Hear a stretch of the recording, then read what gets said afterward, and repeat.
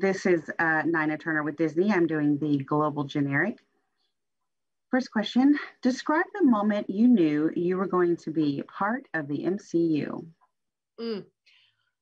I found out I was going to be part of the MCU after a meeting I had, top secret meeting, which was also a whole new world for me, with the director, Matt Shackman, the amazing writer, Jack Schaefer, and our producer, Mary Lavanos, in an office at Marvel, where I was escorted in and escorted out. Everything felt very top secret, and they laid out the idea for this show to me. And I was, in my wildest dreams, could not imagine a character or entrance in this world that would be more fun, more trippy, more surreal, or more delicious than this one. I mean, it's just, can't believe it. Still can't believe it. Can't believe I get to see I'm in the MCU, and that my first appearance is walking through a door in a 1950s black and white sitcom. Just makes zero sense to me. Why do you think fans love Wanda and Vision and their relationship so much? I think fans love Wanda and Vision and their sweet relationship in the same way that I do. I can't speak for all fans, but I know that when I saw those movies with my kids, who are now older, but when I saw those movies for the first time, I remember through all of that, like, you know, beautiful mayhem and this like huge, all those huge set pieces, like I remember being so struck by this little teeny heartbeat in the middle of them, which was the chemistry between Lizzie and Paul and those two characters. And there's something so true and so real and so small and so beautiful between the two of them, those characters. And I think that's why fans it really resonated with people, because in the middle of all of this grandiose, amazing superhero stuff that we have come to know and love, there was this teeny little love story. And I think that's why people are so excited about this series, is because it lets us drop into that and spend some more time with them that those big, beautiful movies have not afforded us to yet. Great. Where do we find Wanda and Vision as this series kicks off, and who do you play? We find Wanda and Vision as a newly married couple who have just moved to the town of Westview, which is a very nice suburb. It's a suburban town of, it's a very nice suburban town, and I play Agnes, their next door neighbor. And she happens to be, in a very familiar way, the neighbor that just kind of pops by unannounced, offers a lot of advice, solicited and non, has a lot of, loves gossip and loves to kind of show her the ropes of this new town, and also kind of make fun of it. Is there anyone you channeled in portraying Agnes? I mean, there's so many. I mean, there's so many. You know, sitcoms are so embedded in like my personhood as like a comfort place, I think, from when I was a kid. And so like I see so many, like, there's Ethel, there's Evanora, there's the guy from Seinfeld, can't remember his name. There's like Lenny and Squiggy, or, there's so many of these in every single sitcom that we know and love. There's, that neighbor character that's always there with just like friendly advice, wanted or not wanted, that always happens to plop themselves on the couch. And almost seems to like just be living in the house, nothing about their own personal life, but they're just there. And I feel like I was so fun to pay homage to all those amazing actors and characters. What did you think when you first heard about the concept for WandaVision? I mean, I had them repeated to me a couple of times because it was very trippy. And then I was so juiced up and just inspired that Kevin Feige and all of them were going to take this kind of a artistic and creative just swing, because it is really truly unlike anything the MCU has ever done. And it is it's so multi-layered, and it is, I was just like mouth to the floor, like, how are you going to pull this off? And I am so pleased to say that it has, so far what I've seen has exceeded anything that I'm just so excited for the planet to see it. How did you prepare for the classic sitcom style? I prepared for this sitcom style by just watching a lot of them. As a child myself, so I was already born ready. And also we did a sitcom boot camp, all of us together, the cast, our director Matt Shackman and the writer Jack Schaefer. When we first got together to do this way back when, we all had like 3 weeks to rehearse and watch basically sitcoms for every era that we would be dropping into, for every genre. And so for the 50s, it was Dick Van Dyke. We watched a ton of Dick Van Dyke. For the 60s, it was Bewitched, and then onward and onward. But that's how we prepared. We had an amazing dialect coach by the name of Courtney Young, who just gifted us with so much auditory material, interviews, commercials, just source material from the 50s and then from the 60s on, so that we could just like, I would just be walking around listening to voices. And she was an enormous help of getting that exact voice, because it actually lives in a different place in your throat.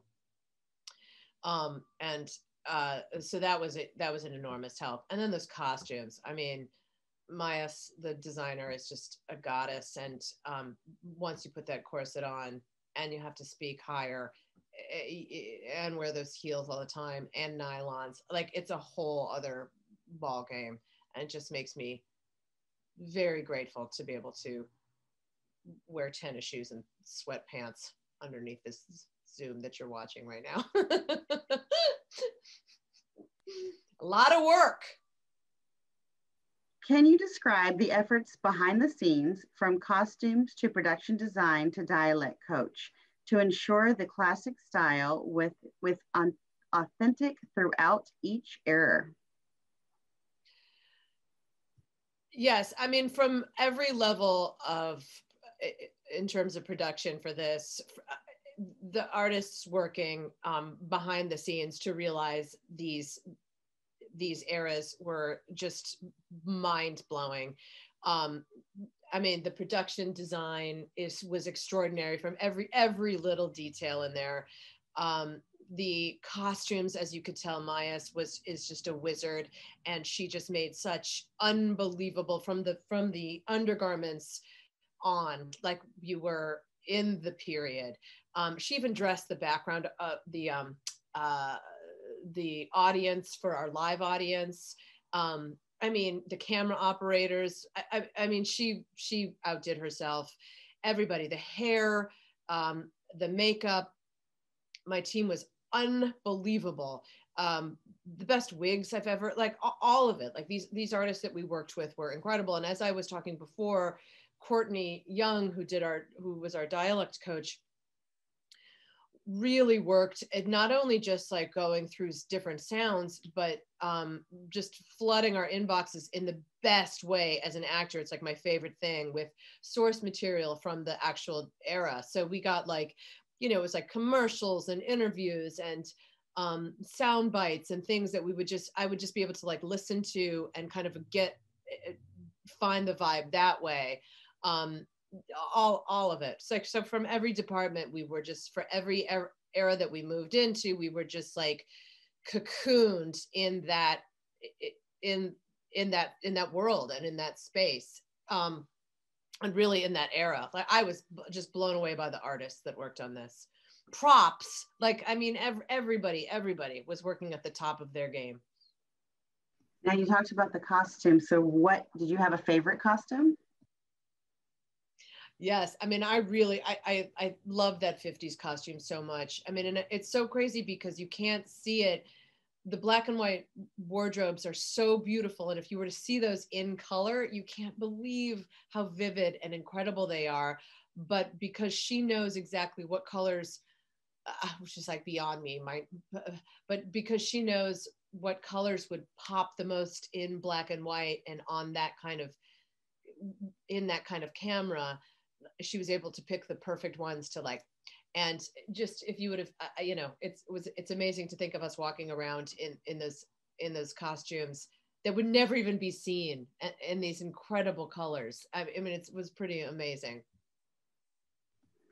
Describe, you talked about this a little bit, but describe the experience of shooting episode 1 in front of the live audience. Yes, so we shot the 50s episode in front of a live audience. The live audience, which was of course very daunting, but the positive of it, and you know, as an actor, it's like my dream, was that we were able to rehearse it together as a company, really, for like 3 weeks beforehand. And we were able to go through kind of like a sitcom boot camp almost. So we rehearsed it, I mean, to the T, because, you know, all of those things are all, you know, obviously so much about just timing. It's like doors and yada, yada, yada, yada. It's like, and all the things that you see Wanda doing in the kitchen, like those were, it's like period effects. So it's like wires and you know, it's not like CGI or anything. It's all like wires and things like that. So it took a long time to rehearse. And the laughs that you hear are the laughs from the studio audience from the day that we shot it, which is also pretty incredible. Also, props to everybody that was sitting in there and kept that a secret for so long. I know you had to sign a gazillion things, but it's just pretty amazing that happened, and they that we were able to pull that off is pretty extraordinary. The script is written by Jack Schaefer. The scripts were written so to the era that they're in. So the jokes, especially in the 50s, are so charmingly baked into the 1950s that I think that a lot of us were like wondering if a modern audience watching it live was going to find it funny.